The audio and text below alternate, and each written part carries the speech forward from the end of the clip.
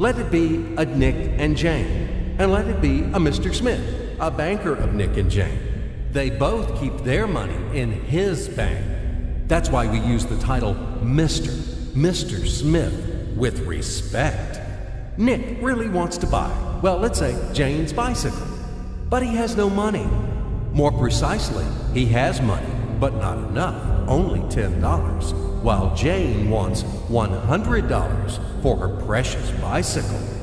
That's a problem. What should Nick do? Well, this bicycle is so desirable.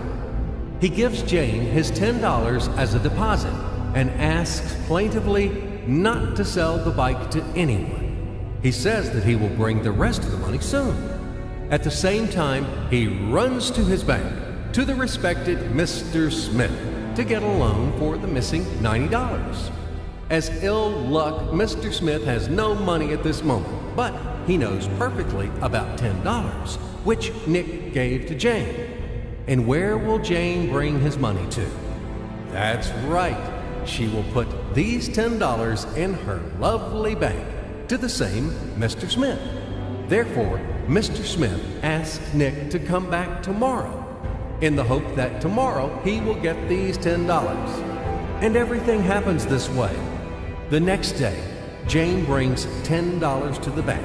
The bank provides Nick these $10 on credit.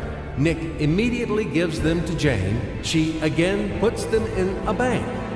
The bank again provides Nick these $10 on credit, etc. As long as Nick the fool will gather enough money for the bicycle. Don't you get confused yet? Be patient, I told you. These demons have been trying to confuse you during 1,000 years. These damn economists and financiers. But anyway, we will figure everything out. So what do we have in the end? Nick finally got the bike from Jane. Wow! But at the same time, Nick owes $90 to the bank, Mr. Smith, and the bank, in its turn, owes $100 to Jane. In other words, those $10, which existed initially, have magically turned into $200, $190 of debts plus real $10. But these $10 would also turn into $1,000, even in $1 million or $1 billion, if Nick would make a more expensive purchase. In this case, our $10 would make the increasing number of its cycles, circuits from hands to hands. That's it. So, what happens in today's world? SOS! It appears that banks also make money out of thin air and multiply them. Not only Fed can produce money, but banks either. In short, everybody can do this, except you and me. We are not in the business at this celebration of life. I would like to print or draw some money as well. In fact, these banks multiply money without any control. And we're still wondering why the banker lives better. What are naive fools are we? Now it is clear why.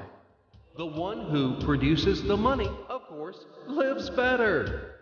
But this is not enough. From this moment, poor Nick will never be able to repay his debts owed to the bank, no matter how hard he would work. Silly Nick doesn't know it yet, that he's in slavery to the bank, in credit bondage forever, because those $90 which he owes to Mr. Smith do not exist in nature at all. Sly Mr. Smith made his money out of nothing. He created them out of thin air, just one click. And $10 turned into $200. Yes, but you can object